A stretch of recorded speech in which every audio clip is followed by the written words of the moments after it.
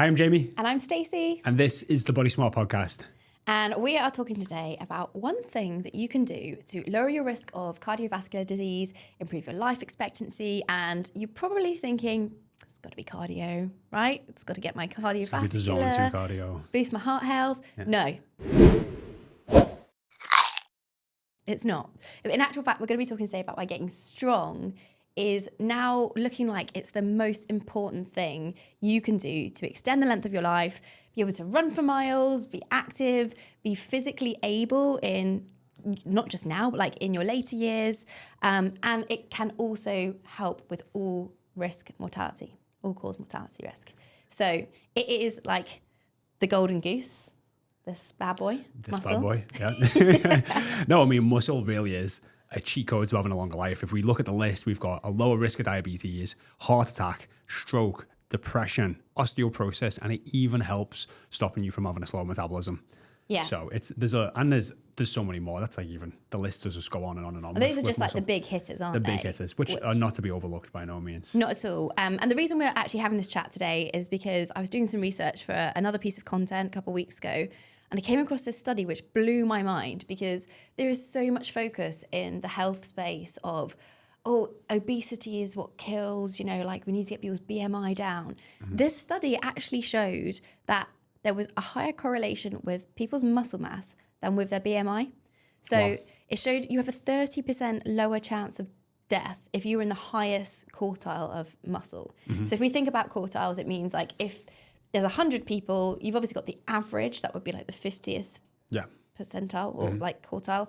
Anything above that would be the third and fourth quartile, the highest. And then anything below that obviously be the lower first and second quartiles. Yeah. And what is crazy, so those people in the highest quartile, like the most muscly people, compared to the lowest muscle people, literally a reduction of 30% of their risk of death. That is insane. It is. Like it's crazy. It's not a small number by no means. No. And what's even cooler is the difference between the third and the fourth quartile. Sorry, we're getting a bit mathsy here. But so basically, if you're just above average, there wasn't that much difference between being just above average and being like bodybuilder. Mm-hmm. So you don't need to be a bodybuilder even. You just need to be above average in terms of how much muscle you have. Yeah. Which for a lot of people, and that's why we always go on about doing full body resistance training 2 or 3 times a week, because you can get above average. Like it takes a bit of time, but you can get there pretty easily in a lot of cases. And so if the reason why, like I said, I was just obsessed with this study when I found it, is when they then looked at the difference between the top and the bottom quartiles of BMI, they were like, we can't even say there's a statistic significance here of the difference between mortality risk. Yeah. So there was a difference, but they couldn't say it was specifically due to the fact that they were overweight. Mm-hmm. Whereas with the muscle, they were like, no, we've accounted for every other factor. It's definitely that's standing them out. Yeah. No, I mean, it's a longevity tool, not just for your lifespan, but really for your health span as well, which is just, you want to be strong and fit and able. Like when we picture like older people, we picture a hunched back, we picture like weak and frail and, like they shuffling along. Yeah, I always say like, at what age do you get to when you go from, saying I fell over to I've had a fall? And it's, it varies on different people. It could be in your 50s. For some people, they could be in the 70s. Like, I just fell over. But you said to me the other day, you had this chat with your mum. Yeah. I have had this chat with my mum because she went to that. She actually said like however many years ago, like she had a fall, and I was like, "You're not going to start saying you've had a fall." I was like, so I knew that would kind of get to her, but she's been doing resistance training for a good couple of years now, and is the fittest and strongest that she's been in a long while, and it's still she's working with Jake and doing the ATG stuff, which is amazing. But I think it's important to bring in the fact like your mum isn't old, and if you're starting to think in your 50s, I'm having a fall. It's not good. Like, what does that prognosis look like for your 60s, 70s, 80s when lifespan now is, it's expected to live to your mid-70s. In the UK anyway, the female life expectancy is 77. The US, it's more like 73, 74. Yeah, but it's also getting like how many of those years up to 77 and beyond hopefully are healthy, good years where you've got a good quality of life, where you can have a laugh, you can spend time with your family, your friends, you're not debilitated, you can walk at a decent pace, you can walk down the stairs. Like, you want to have that quality of life because the level at which you can deteriorate. And a lot of people have probably seen this with loved ones. It can be fast and very aggressive, or in some cases it can be slow, which I don't even know what's worse. It's both not great, in a lot of ways, but seeing someone like deteriorate more and more and more over time, when it happens, and now if there's so much more access to information and so much more that you can do and more readily available, I think just taking that ownership, like your future self is just thanking you straight away. Yeah, and I think what's really cool is there's a lot more messaging out there now of like you don't have to worry that it's too late. So we shared something the other day with Training with Joan. She didn't even start till her 60s. Yeah. And now, I mean, she's probably not most 70-year-olds ideal physique because she's basically a bodybuilder now. But oh my God, that woman is strong. Oh, she's super strong. Yeah, it's amazing. I think it does just show you can start at any age. Like when I started getting my mum to go to the gym in her late 50s, she hated it and she hated me. And you know what I mean? And we'd be doing certain things and she'd be like, don't make me it was like I was being told off. Like I get that stern look of don't fucking tell me what to do, even though, but like she listened and she powered through. And now on the other side of it, it's amazing to see how much more mobile and how much more strong that she is. And she's got really strong legs and her upper body. She's actually got a torn rotator cuff, but she's been able to build the muscles around her shoulder so much that she's still able to do everything. Yeah. So I think it's never too late to start. There's people who we've shared videos. I think you even shared one the other day. There was like this 88-year-old guy, and he was like doing some squats and he could barely do it. And 2 years later, he's now doing a squat holding like 50, a deficit squat. A deficit squat for like 50, 60 pounds. Yeah. And that's in his late 80s. So your muscular skeleton in your body is amazing and will adapt. And there's always a point where you can find a minor progression to the next step. And for some people, if you're in your like late 60s, 70s, 80s, that might have to just be consistent small steps that you take. And you can take them a bit faster if you're in your 20s, 30s, 40s. But it's all the same. It's just consistent progress. Your body adapts over time. Yeah. And you start to get more of your health back, your movement back, you build muscle. And I think obviously we talk a lot about being able to be strong, to enjoy life and have like functional strength and not end up, as you were saying, having falls or feeling frail. But the key thing is it also has these other implications for what maybe people think of more as health issues. So like your heart disease, your stroke, your osteoporosis, all of these things, which maybe isn't a link that people consciously make. Like you're going to be stronger if you work out. But what about all these other things that we do tear ourselves in bits trying to fix through our diet or, don't smoke or don't drink alcohol. And actually there's this other thing that maybe people aren't putting into that category. Yeah, I don't know what it is with, I mean, it's becoming obviously a lot more spoken about, a lot more trendy, a lot more people are doing resistance training, but it's definitely been a stigma about lifting weights, going back like sort of 10 years, like, oh, I'm going to get too bulky, or I'm going to build too muscle, or it's not feminine to have, too much muscle in your body. And, going to the gym 2 or 3 times a week and expecting that you're going to become a bodybuilder is just wild. Like it's that's like, I think we've done it. It's like, it's saying like, going and kicking a football around a couple of times a week is saying like you're going to become a professional football player, or go and drive in your car to you're going to become a NASCAR driver or an F1 driver. Like it's not that easy. You know what I mean? No. And it's almost slightly offensive to the people who are like professional bodybuilders because they work so hard on they have such a strict regiment. They follow such a strict training plan, such a strict diet plan. They do everything to optimize building more muscle. And you go in the gym 2-3 times a week, like, you can build muscle, but you're not going to look like them. Like it takes years of intentional training. So I think it's worth actually putting some numbers to that people can relate to, because if you think about like gaining and losing weight, most people have gained and lost weight in their life.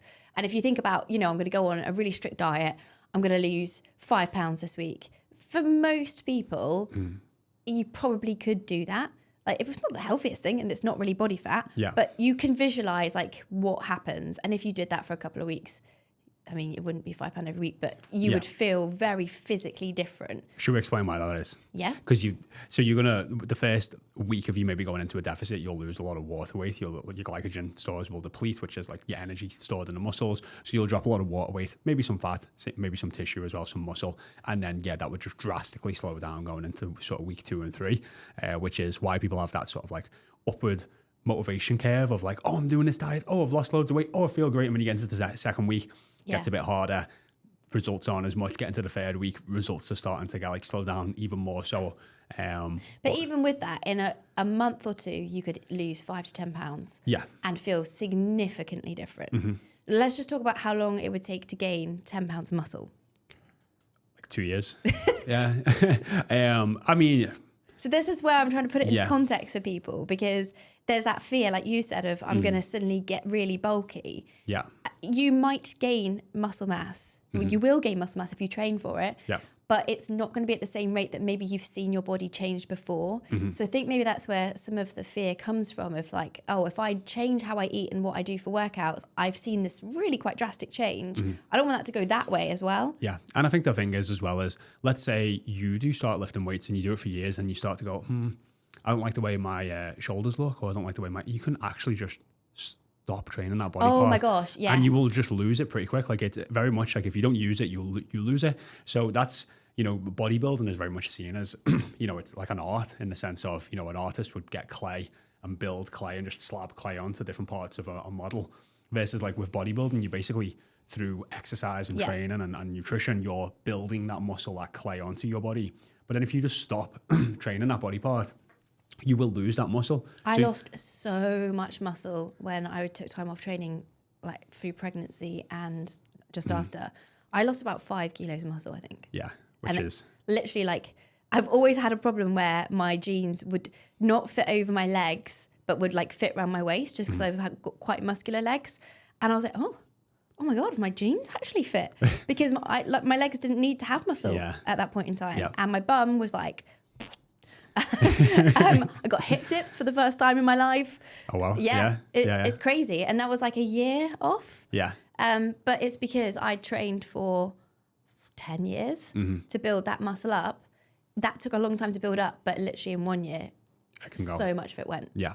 And I think this is like, there's quite a sharp change there for you, in terms of like taking a year off and training for a decade prior to this. But what a lot of people don't see is, like, as you start going into your 30s and you start losing muscle because you have a down regulation in your hormones, and you go into your 40s and you start losing more, and then your 50s, and then, menopause kicks in. This is where you don't necessarily notice a massive change in like a year like you did, unless you've had a lot of muscle to lose. Yeah. But you do start to lose muscle, and that's why starting to do full body resistance training as young as you can. But it doesn't matter, even if you're, like we said, like Joan in the 60s or 70s, as long as you start to put that muscle back on your body, that's what's important for really just having the highest quality of life as you age. Yeah, because if you don't train, it is just a fact of life. You are going to start losing muscle after the age of 30. It's just the way our bodies are designed.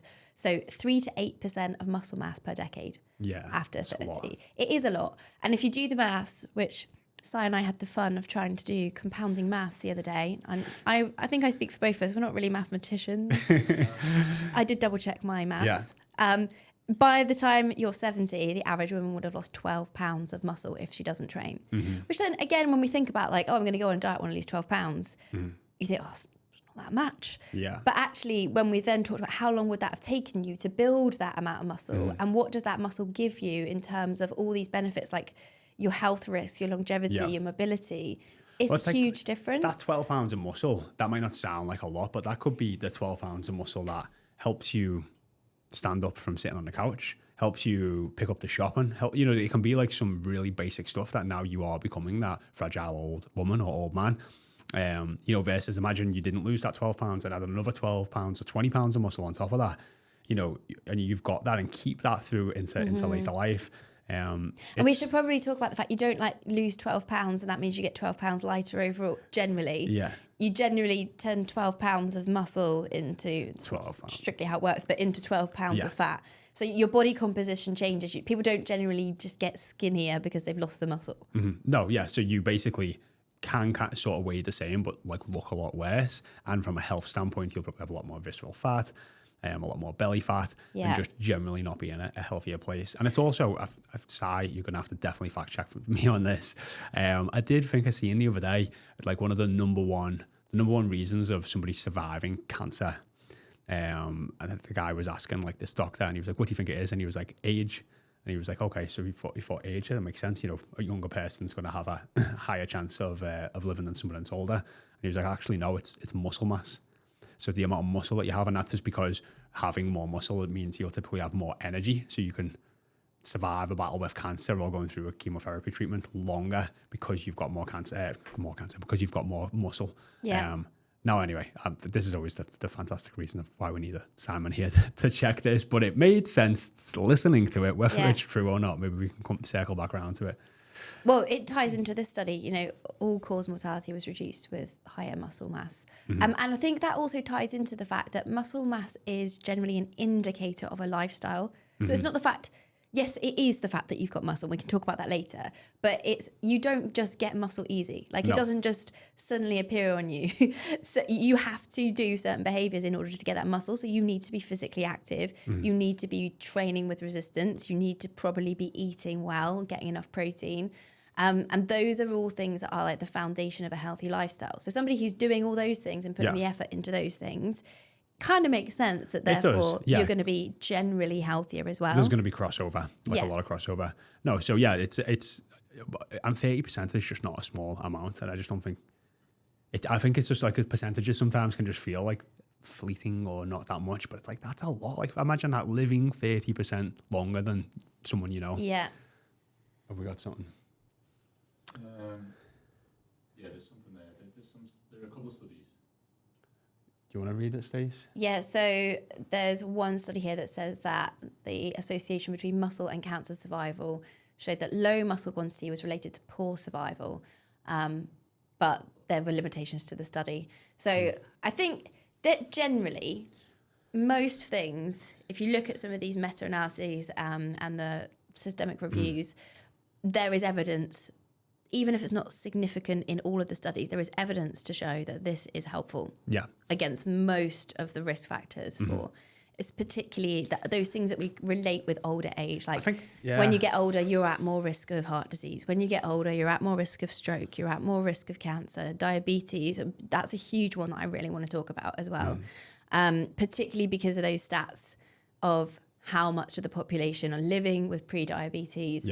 And diabetes, particularly in the US, was it like 75% of the population? Possibly walking around with pre-diabetes or diabetes. And this is, again, one free, simple thing you can do to reduce that risk is to build some more muscle. Because your muscle, if you think about the very simple reason that you can develop diabetes is because there's so much sugar in your bloodstream. That then has these knock-on effects with insulin and so on. But the thing with muscle is it's like a huge sponge for that sugar. And it's not going to be storing it in a way, like you can store energy in your fat cells, but that's not where most people want to store it. If you can get muscle that acts as a sponge and you can put energy in there, which you're then going to go and use in your workout, which is then going to get you more muscle, it's like this great self-perpetuating cycle. So it's one of the ways you can really take control of pre-diabetes without, I'm not saying don't change your diet, but if you feel like changing your diet is like a big obstacle and you've got these crutch foods that you really struggle with and that's just too much of an emotional, challenging thing to do, take this angle for now. Like at least you can do something with your physical body and then you can work on the diet later. No, I mean, I've been saying for way too long that me and Steph have been eating ice cream every day. And someone basically went, how are you guys like eating that? Or you're going to get diabetes or this is going to happen. I was like, we just have a lot of muscle and our body can just deal with it. So I was like, hey, maybe not the best health advice ever, but if you want to eat ice cream on a regular basis, having a lot of muscle is definitely going to allow your body to deal with that and not get your blood sugar and your risk of maybe even developing type 2 diabetes in the worst place possible. Because that's become a common trend as well, hasn't it? With all the glucose monitoring and the glucose spike and that, like anything that spikes your glucose is a bad thing. And it's like, it's not true at all. Like fruit's going to spike your glucose, as lots of foods are as well. But having more muscle in your body and being able to have like a bigger sponge for being able to deal with the sugar or the amount of carbohydrates that you're having, which is, especially in America, it's the thing I found the most shocking over there is that they put sugar in everything. I remember having like typically for my breakfast, I have eggs, like poached eggs, avocado, maybe some tomatoes and toast or some sort of toast, like whole grain toast. And last time I was in America, I was eating the bread and I'm like, this is sweet. And I asked the guy, I was like, is this bread got sugar in it. And he was like, he was like, I don't know, I can go and get a packet and check. And he went, and it was like per slice of bread had 7.2 grams of sugar in it. And I was like, Per slice? what the fuck? Yeah. So I was basically getting like nearly 2 teaspoons of sugar in my bread. So yeah. It's the corn syrup, isn't it? That's in everything. It's just wild. I typically do find when I spend any time in America, and if I eat out a lot, if I eat in certain places, that like I genuinely just don't feel as good, you know, compared to when we're in the UK or in some sort of European country. So I don't know if it's like the quality of the food that's being used or what's being used, but like you can just, you know, there's so many of the foods over there and the drinks are just banned in Europe. Which I know we've left the EU now, so I hope those rules continue. Yeah. But yeah, you know, we're not going off too much of a tangent. I think just having more muscle, like a lot of people, like, oh yeah, like you want to be able to eat all these great foods, and they look at certain people sometimes, like we'll get messages, or people will say to me and stuff like, how are you guys eating out all the time, or how are you guys eating ice cream all the time and like not gaining fat? Like you guys must just be so genetically gifted. And it's like, we live a healthy, active lifestyle. We have a lot of muscle, which is like having a strong foundation to be able to deal with all that. And when you're educated around foods, you know how to balance it a little bit more. Yeah. And then it just becomes easier once you've done it for years. And it's the same with anything else that you've done. Like most people listening, when they started their careers, probably found it really difficult and really hard. And now they can do most of it like the back of your hand. And it's like the same sort of process. Like you went and got a degree to get your job that you now do as a career. It's like you go and building a load of muscle and learning how to train is like building a foundation or having like life insurance or health insurance to live a healthier life and have a higher quality of life as you get older. And just viewing it as that, like not trying to be so emotional, like, oh, it's their genetics or blaming them or pointing them. Because I think it disempowers you. Jamie's got it so much easier. Stacey's got it so much easier. Those guys can just do it. And it's like, how does that serve you instead of going, hey, how about I'm going to get really strong, build a load of muscle, stay consistent doing this 2 or 3 times a week. And that's going to be like the best life insurance policy, the best health insurance policy that I could have to be able to eat the foods I love, live a high quality life and just be in an overall healthier, happier place. I think that's a really good way to frame it, because often people start a health journey with like a specific goal in mind. Mm-hmm. Whereas you don't go and get life insurance or health insurance with a specific goal in mind. Well, you do, but do you know what I mean? Yeah. It's like, it's just one of those things that you really should do because life happens. Mm-hmm. It's kind of the same. Yeah. It's not like you have to feel motivated. And I'm not going to lie, sometimes I see it coming out of my bank account and I'm like, what are the chances? I could really do with that extra 25 quid a month each. Yeah. But I'm not going to cancel it. Yeah. I'm still going to keep it. And it's kind of the same thing with putting the work into this, because you really should do it. Yeah. And once you start doing it, it's just there. It's just happening. And once you get into that rhythm, you're not going to actually cancel it because you're going to feel the benefits. Mm-hmm. Yeah. And like, we're not just talking about benefits of, I mean, we're talking about all the benefits right now of just like getting older and having a healthier life, but it's also like the benefits in the here and now, like having more energy today. And I think maybe one that we're like overlooking quite a lot when it comes to building muscle is like, you look better. Like you like people look physically more attractive. Yeah. Typically when they have more muscle in the body, you look like you have a strong, athletic, toned physique, and that gives people like a lot of confidence. Like it's obviously huge for men, but it's huge for women as well. And people want to look good and look good naked and feel good in the clothes. And I think you just find when you actually feel confident in your shape and your body and yourself, like a lot of people will try and hide a lot of that up by using like designer clothes or designer labels, you know, because they don't feel great in themselves. But you typically just find like if you're in pretty good shape and you're quite muscular, pretty much anything that you put on, like unless it fits you like not well. Yeah, or unless you are a woman and you have muscular arms and then you have struggles. You've got good muscular arms. I know, but I actually had a wardrobe malfunction at the wedding at the weekend. Yeah. So I had this dress that I was like, oh yeah, I'm going to wear that dress. I had it in the wardrobe for years, and it was like a little shift dress down to, I don't know, like mid-thigh, but it had long sleeves because it was a cold venue.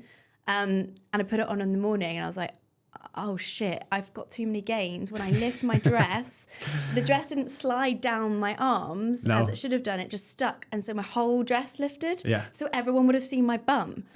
So it was like the day of the wedding. And I was like, I can't wear this. Yeah. So I had to find something else to wear. Yeah, maybe. But that's a lot of training. That's a lot of training. Yeah, that's a lot of training. And but I mean, I would say like generally like, you know, jeans or like a top or a blouse or whatever else. Like typically you're just gonna bodycon dresses. Yeah, exactly. But like that's definitely a part of it as well. You know, you can look at all of these like benefits that of like life insurance, health insurance as you get age, higher quality of life, better quality of life, less struggles going through perimenopause, menopause, like the list goes on and on and on. But like even just today, like if you start training today in like 2 years time, you're going to look a lot better in terms of from a very aesthetic visual standpoint. And that for some people get shamed around that sometimes as that being the driver or the why to like want to start training. But like it, honestly, like whatever you choose to be your why is like fine. If you want to train to look better and that makes you feel better, great, because it will make you feel better as well. And it's a great, you know, like life insurance policy, as I was saying, for as you get older too. Yeah. One of the things that I wanted to talk about as well, which kind of ties into this, was about mood. Mm-hmm. So there's a lot of studies showing a correlation with high muscle mass, better mood regulation, lower risk of depression, anxiety. So I think that's also something where all of us are struggling with more anxiety and stress. I feel like at the moment, the world is going absolutely mental. Everywhere you look, like I actually don't watch the news because it just stresses me out too much. Yeah. I don't know if that's a good thing or a bad thing. But you know, everything seems to be just like ramping up, whether it's because we've got notifications pinging all the time, we're trying to do 7 different jobs, like the world's imploding.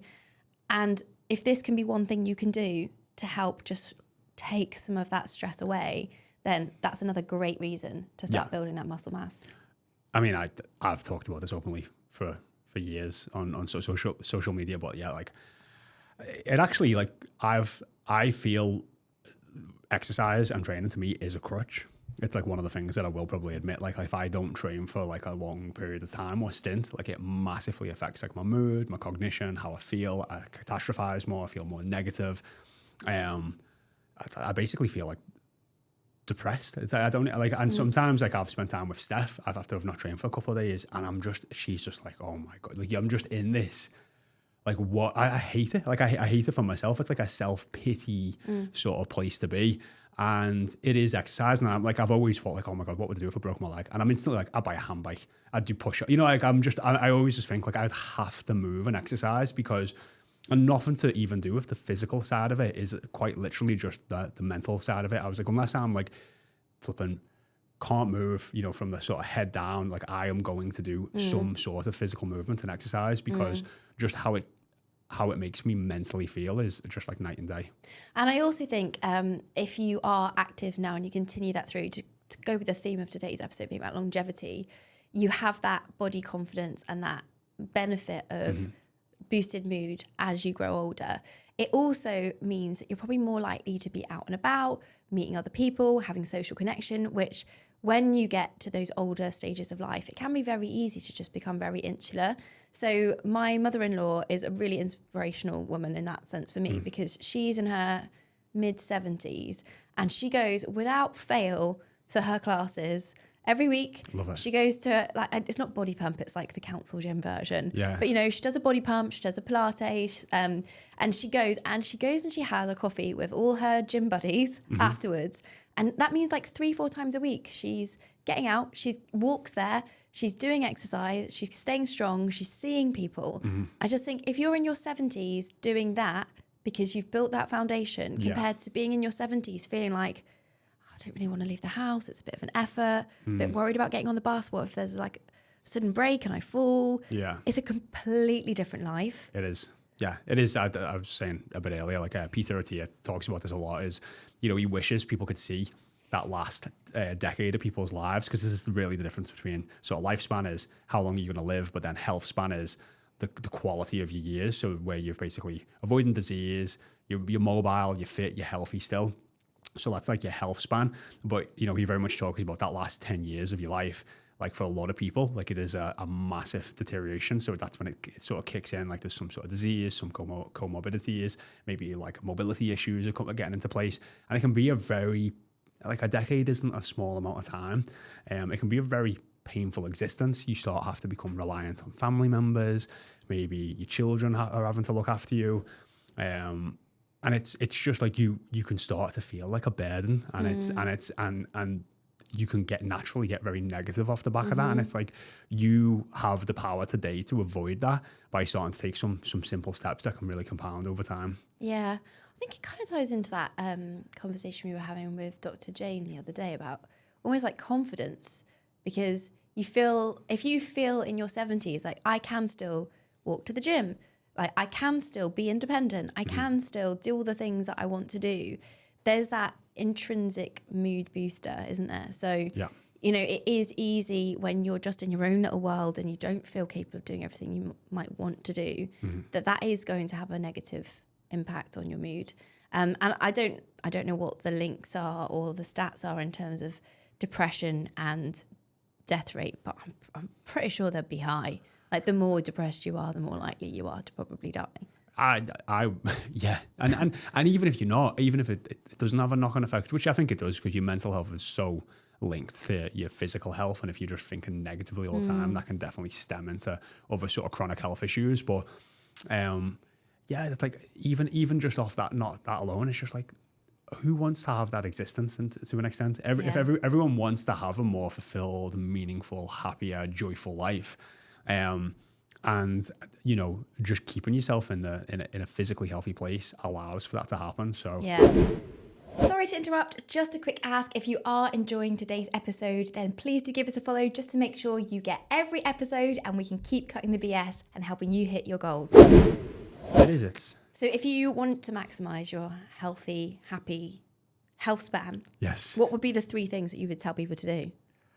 I would start prioritizing full body resistance training, and I would just look at this as like a skill. Just keep it as like as basic as that. It's like, these are some skills. Like if you've never done squats before, it's going to take you quite a bit of time to master the squat, and that's fine. And if you just look at like maybe like the 10 to 15 exercises that you really need to master to train your whole body, and just start to get really good at them, and just see it as like anything else that you were to do. If you were try to write with your left hand, if you try to learn another language, it's going to take reps and sets and time and practice.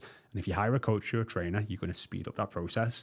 If you have a plan in place and a schedule in place, it's going to speed up that process. But really just spending the time to learn those skills, because as with anything, once you've learned the skills, like it's like riding a bike. Once you learn to ride a bike, you don't really forget. You know what I mean? Like I think I rode a bike actually in Australia a couple of weeks ago. I don't think I jumped on a bike in years. You don't forget. Like you just kind of have those skills sort of mastered. So spending the time to do that is just such a great return on investment, because it's going to benefit your physical health today and every day for the rest of your life.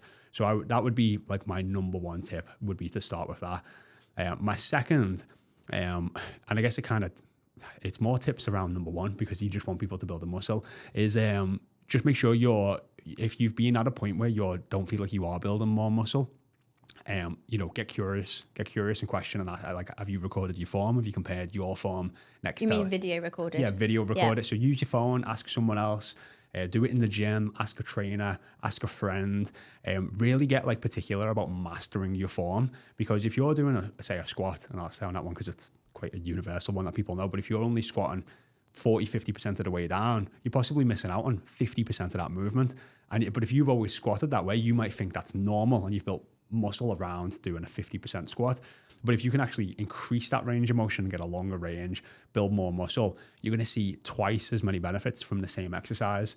So really That's a really good tip actually, because I have had countless clients in the past are like, but if I want to get stronger, I just have to keep doing more and more reps. And I'm like, no. Yeah. Because everyone hasn't got endless amounts of time to take a 20-minute workout and it becomes a 30-minute workout and then a 40-minute workout. Yeah. There are so many ways to get stronger without having to add weight, but also without having to add more time to your workouts. Yeah, definitely. So like that's a huge one. You want to learn these 10 to 15 movements, but then you want to like make sure you're doing them with perfect form and like a long range of motion. And then the one on top of that, and I think this ties into time, because I think everyone is so busy nowadays.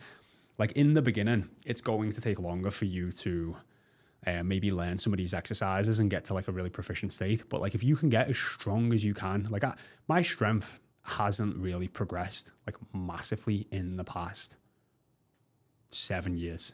Like I've kind of hit maybe like a natural-ish peak. And yes, I could, if I really followed a tailored training program, I could definitely progress. But I've got to this point now where I can kind of quite easily maintain the muscle that I've got, the strength that I've got, the fitness I've got, and I can have a really high output in a session. Now, a beginner couldn't do that. They wouldn't be strong enough to do it. they wouldn't recover from the workout, or they just like either the legs would buckle or the tendons would go. Because I've built up that foundation now in a very short space of time, I can have a massive output. So from a time standpoint now, if I wanted to, I could probably maintain my physique and my muscle off like 2 45 to 60 minute workouts, maybe 3 a week in a very short burst at a high intensity because of building that foundation. Yes. So for me, they're like the 3 main things, because now, like, I'm trying to think of like other good analogies. I don't know if you've got one here, but it's.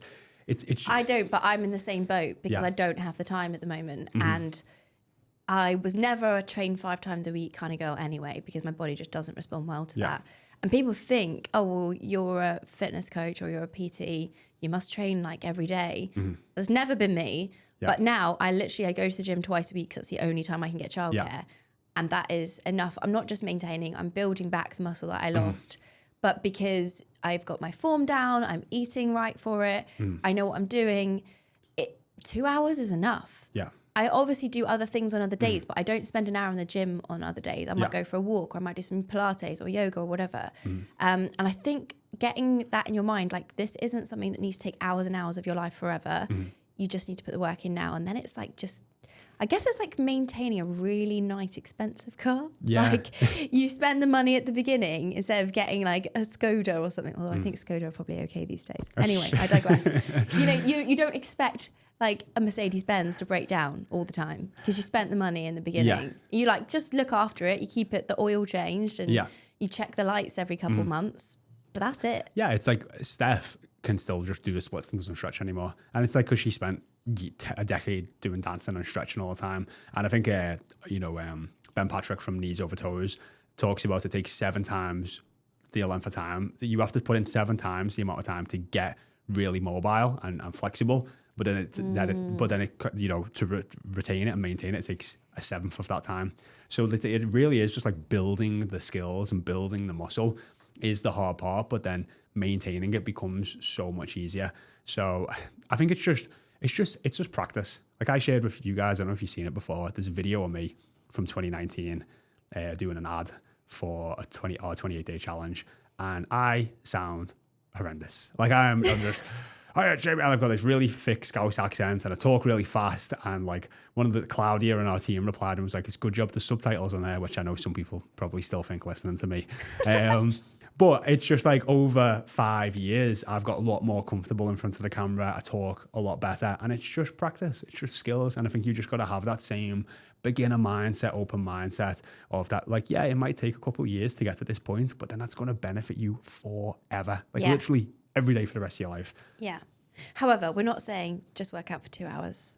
No, we're not. You can work out. You can definitely work out for more. You can. So we were talking earlier about, it is that how active you are generally is probably the reason that there's this correlation. Yeah. So it's not necessarily the fact that they were super muscular in this study that meant that they lived longer. Yes, that was the measure, but it was the fact that they were active enough to keep that muscle. But they probably weren't in the gym for 5 hours a week, those people.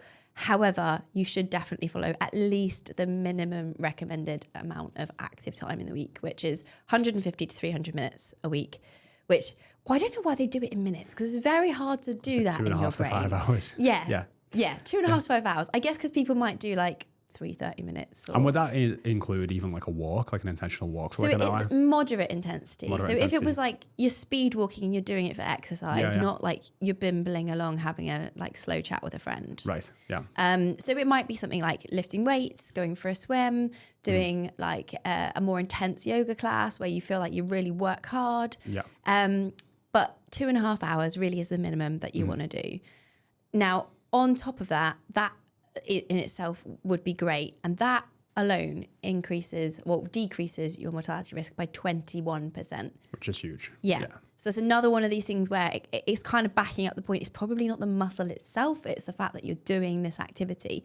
But if you did double that, so if you did 4 to 10 hours a week, that's increased to 31%. Okay. So that's huge as well. It's not even huge. It's insane numbers. Yeah. And these are the things where a lot of our clients say, "Oh, I'm just too busy. I don't have time to go to the gym every day." I'm like, I get it. Neither do I. I really don't. But if I can go for 2 hours and then I can do, I don't know, like a fast walk with the dog one morning when my husband's here to have the kid. And then another day I can do some yoga. Like that's 4 hours, maybe just under. But that's doable for most people. You just have to find that time, and you have to speak to everybody in your life and tell them, like, I really need to do this on this day. Can you help me out with whatever responsibilities you have? Yeah. And I think it's really raising the necessity and the priority. Can I just add as well to this? Because I think this is a common through line that we see with our clients. Like we see with our clients all the time is, I don't have enough time. I don't have enough time. I don't have enough time. And then they realize after they start managing their health better, prioritizing the time, prioritizing their health, like 6 months into coaching, like I have more time. And it's like, how did that happen? It's like, you didn't just vanish, you get like more time each day, but you typically find they are not feeling as overwhelmed, they're not feeling as stressed, they're managing their health better, they're finding time for exercise, they're booking it in, it's giving them more energy, they're getting more done, and they're having like a new lease of life. And these were literally the same people 6 months prior to this were like, I don't have any extra time. And it's like, you do have time because you make time for what's important to you. And if this is important to you, you will make time for it. And that's often where these women are at when they start coaching with us. But then I think the unexpected side of it is you think, oh, there's going to be a lot of output. Like I'm going to have to give a lot to coaching. I'm going to have to give a lot to training. And it's like actually quite the opposite. It gives you so much more back. Like you feel energized after working out. You have more energy. Like when you exercise regularly and you're fitter and healthier, you feel better generally on a day-to-day basis. You digest food better. You have less, like, is it a slump or a slum in the middle of the day? Yeah. You just generally have more energy, and that makes you feel like your perception of life is, I have more time, I have more energy, I'm in more abundance. Yeah, and your brain's working more efficiently, you're more organized, you feel more in control, all these things add up. I think actually probably most of our clients would say they spend more time on the other elements of the program than the workouts, because it is so much about that mindset of planning ahead, being in control, like thinking about things, understanding your reasoning for things. And when all of that work is done, the exercise is like the easy bit. Yeah. It's just, you just do that bit. But that's not in today's discussion, but obviously if you can feel like you've got more time, you're going to have a better health span or like enjoyment of life, because you're not going to feel like this constant rat race hamster wheel that life can feel like. Yeah. So I mean, and it's one of them, isn't it? Like we all want to either be in our later ages or later decades and feel that and be able to enjoy life that way. But even if you've got like parents listening, it's like, it can be very, so how does the saying go? It's hard to teach an old dog new tricks. But sometimes even just like a gentle push, even to like your parents or even like your grandparents, to get them to be more active and start doing more.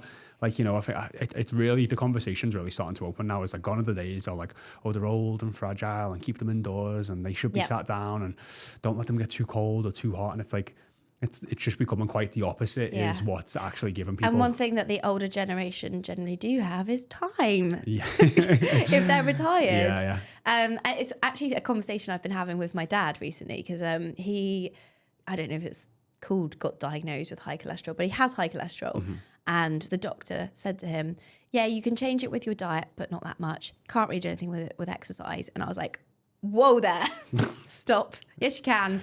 And basically he was like, well, I am active. I'm doing the gardening. I'm doing this. Like he genuinely doesn't stop. He's just one of those people who get up every day, even though he's retired, he doesn't have like a job to do. He's always got a job to do. Yeah. He honestly like books leave with himself where he's allowed to not do jobs. It's nuts. Yeah. So he's not like a sedentary person. But I said to him, you're not getting to the point where your heart rate is pumping. You're not like pushing your muscles. So they bought some bikes and they started going out on their bikes, and they're like, oh, this is great. We went for like a 4-hour bike ride the other day. Amazing. And it's just like changing that perception, because I think there is, even for men, older men, oh, well, if I want to work out or I've got to do exercise, I like have to go to a gym or, that's not appealing. But, now you've got time. Maybe there are other things that weren't open doors for you before, but are a way to get that moderate level intensity exercise in your week in an enjoyable way and just improve your quality of life now and for the next 30 years. Yeah, no, definitely. And I think sometimes if, parents and family can be the hardest people to talk to sometimes, we're just really trying to create like a low bar to entry, like something's better than nothing, and getting them to start and then stay consistent. And if you can help either your parents do that or anyone, to be honest, do that, like it's it's a really positive step to go on, because then it's like, well, once you get comfortable doing that and consistent, then it's like, well, what's the next thing and what's the next thing? And it can make... Actually, that's true, because they did ask me to borrow some kettlebells the other day. There we go. Look That at is that. true. Yeah. Yeah. I mean, it's just... I mean, my mum doesn't listen to any of this, but like I know her psychology so well that when I'm trying to like get her to do more healthy things, I have to sell it in a different way. So she feels like she's coming. It's like a motivational interview, and I try to get her so she's coming to that conclusion on her own. Yeah. But like I'm having to be like really careful. If I step on her toes this way, she'll bite my head off. Or if I do this, she's, you know what I mean? Like I'm like, you should never work with family. yeah, it's really difficult. But you know, I obviously care about her mentally, and you kind of want that the best for anyone that wants that for their sort of family and friends. So you know, like learning to do that sometimes, and just like not giving up. You know, like not giving up on trying to get people to take those steps, because it can have you know, an immense difference on the quality of their lives. Yeah, definitely. I did want to just bring in one thing which might seem a bit random, but it is very linked to this conversation, and that is weight loss medications. Yes. Because just to bring it back to the very beginning of the discussion, where we were saying about, you know, people are always focusing on obesity, BMI, that's a risk factor. We need to get your weight down. And that's kind of led to this whole industry of weight loss medications. Yeah. And yes, people are getting results with them. Yes, they are losing weight, and that has got much evidence behind it. You know, lose 10% of your body weight and your risks go significantly down for all of those big factors we talked about at the beginning. But most of the studies show that when you lose weight with these medications, it's not just body fat, you lose a lot of muscle. Yeah. And I just wanted to raise people's awareness, because everything we've been talking about is building muscle up. And actually, there is that research to show that the muscle mass is possibly more important than your overall weight. So it's just a word of caution, really, because you're going to lose some muscle mass probably when you lose weight, because you've got a lot of body that you want to reduce if you're in that obese category. Yeah. But if you can do everything in your possible means to reduce the muscle that you lose and just use fat, just lose fat, your overall health outcomes are going to be so much better than just losing weight. Yeah. So that's typically what I think we have over, it's like a 91% of our clients lose 10% of their body weight in the first 3 months. That's what we're sort of tracking at the moment, which is huge. But even more so, we will have all of those ladies, if they can, doing resistance training. So they will be like maximizing 10% body weight of fat loss, not just like fat and muscle. And that is, unfortunately, with the weight loss medications, what you're seeing is it's advised to do resistance training. It's advised to live a healthier lifestyle. But how many people are doing that? There's a reason a lot of people are taking the medication. It's because it just, I want to be mindful about how I say this. They're taking the medication because it feels like that's the last resort, but then is that just like, I'll take this medication and then that should just sort it for me? And that's typically what happens. Like your appetite gets suppressed significantly. You start eating a massive calorie deficit and you start losing fat and muscle. And again, it's just like the knock-on effect of that is like, yeah, you could lose 30 pounds, 40 pounds, 50 pounds, but you've probably lost a lot of tissue and muscle as well. And it's not easy to build back. It takes like a significant amount of time, and there's all the health risks that come with that as well. So yes, you know, getting down to a healthier weight and a healthy BMI is important, but as we've just shown in the studies today, having muscle on your body and muscle on your frame is equally just as important. So if anyone is taking weight loss medication or considering it, you just have to be it's just so mindful of doing that in the first place, but then at a very bare minimum, making sure that you're lifting weights throughout the whole process. So if somebody is on a weight loss journey and they're worried about the long-term health implications, what would your advice be? When it comes to... If they're just at the moment focusing on just want to lose weight, but we want them to also consider gaining muscle, how could they do that? So you're going to want to understand what your calorie deficit is. So making sure you're in a consistent energy or calorie deficit. And that's going to be like, you can use our calorie calculator on our website. There's a small quiz you can take and you'll get your unique numbers. It'll also give you a protein goal as well, which is really important to make sure that, again, you're maximizing fat loss, not just weight loss when you're losing weight. Can you explain that a bit more? Why is the protein important for that? Protein's important. One, protein is really satiating, so it actually makes it easier to be in a calorie deficit. But also, if you are lifting weights or training on a regular basis, it helps your muscles recover from from the exercise that you're doing on a consistent basis. But even if you're not, so the way your body works with protein is you need protein to build all of your cells. And like, this is something most women know. You lose skin cells every day, right? Yeah. You lose hair every day. Yeah. You have to build that back from somewhere. And you need what's called amino acids, which are like the building blocks of protein to do that. If you're not eating enough protein, your body will just basically cannibalize the protein you've already got in your body to go and build the thing that it needs to build today. Yeah. So you are going to build new hair, new skin, probably less so if you're not eating enough protein, but you're going to have to build some stuff and your muscle will suffer because that is stuff that you can live without. You can't live without your liver, you can't live without your heart. So your body's going to repair those cells and cannibalize your muscles. Yeah. So if you are not getting enough protein in your diet, you are going to be sabotaging your muscle. It's like the best pitch for having more protein than I've heard in a while.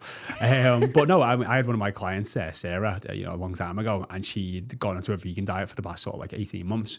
And, one of the things I was seeing, she was getting like 25 grams of protein a day.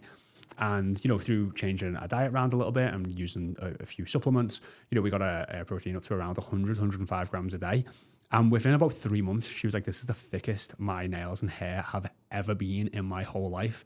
And I was like, yeah, you're not getting enough protein. And that's again, just, these are just things that we always have to be mindful of. So yeah, when it comes to maximizing fat, we want to get our calorie deficit, get our calories, have our protein goal in place.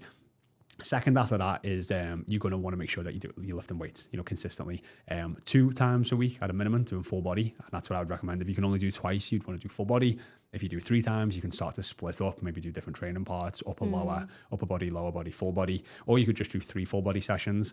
I think that's important for beginners, that we explain that there isn't really like a right way or a wrong way when it comes to that. Yeah. If you're doing 3 a week. All I would say is that like some people will go, oh, well, do push, pull legs, which is all your pushing movements, all your pulling movements, and all your leg movements. And you can do that if you're doing, if you're consistently doing them once a week on the same days. You'll just typically see more progress if you were to increase the frequency and just to change them into full body workouts. And then sometimes, let's say you do a pushing workout on a Monday, but then next week you don't do that workout till like Wednesday next week. It's like 9 days in between. You'll find you'll get more sore, you'll get more delayed onset muscle soreness. You won't recover as well from the workout. You won't progress as fast. So actually just doing maybe fewer exercises, but on a more consistent, frequent basis, you'll see further progress. You'll build more muscle, you'll build more strength. Because I do hear from clients and, just people that follow us very often that they're doing like an upper body, a lower body and a core. Right. And that means you're only working, let's say your legs, you're only working your legs once a week. If that, like it's doing, if you've done legs on Monday and then legs on Wednesday next week because you had a busy schedule at the start of the week, it's 9 days. Yeah. And I think sometimes there's this perception of like, oh, well, I'll be able to like really smash lower. Yeah. And if I did my workout on Monday and Wednesday, then I couldn't really do legs again on Wednesday because I'd smash them on Monday. But that's where like adjusting your expectation of what you should feel like after a workout is really important because you're there to train your muscles, not destroy your muscles. Yeah. And I think there's so much we could talk about in terms of how to build a very comprehensive but balanced workout regime. But if you can do 3 workouts a week that are spread, like they're not back-to-back days, I would say full body for most beginners is the best way. Full body for beginners is the best. Even beginners, intermediates, you will see the most progress. When I first started training, I didn't know any better at the point. I got a full body training program. It was like basically 20 minutes on the treadmill, like running. And then it was like basically 2 exercises for each body part. And that was it. And I'd done that for a year and I made insane progress. I think I put on like 35 pounds of muscle, doing full body workouts 5 days a week. So full body work, like your body and your musculoskeleton is amazing. It will adapt. Anyone who says you're overtraining off doing that, it's just not the case. And everyone's always looking for the most optimal way of doing things. But most of the time, like you're comparing yourself to like a bodybuilder or like a fitness influencer who just lives in the gym and gets 9 hours sleep and lives the most, like non-realistic life known to man for most people. So I think it's just like, yeah, full body workouts are a great place to start. And then you could progress into maybe doing more body parts as you get more intermediate advanced. But yeah, know your calories, know your protein, do full body resistance training. And then the biggest one after this, we always talk about it, we've done a full podcast on it, is sleep.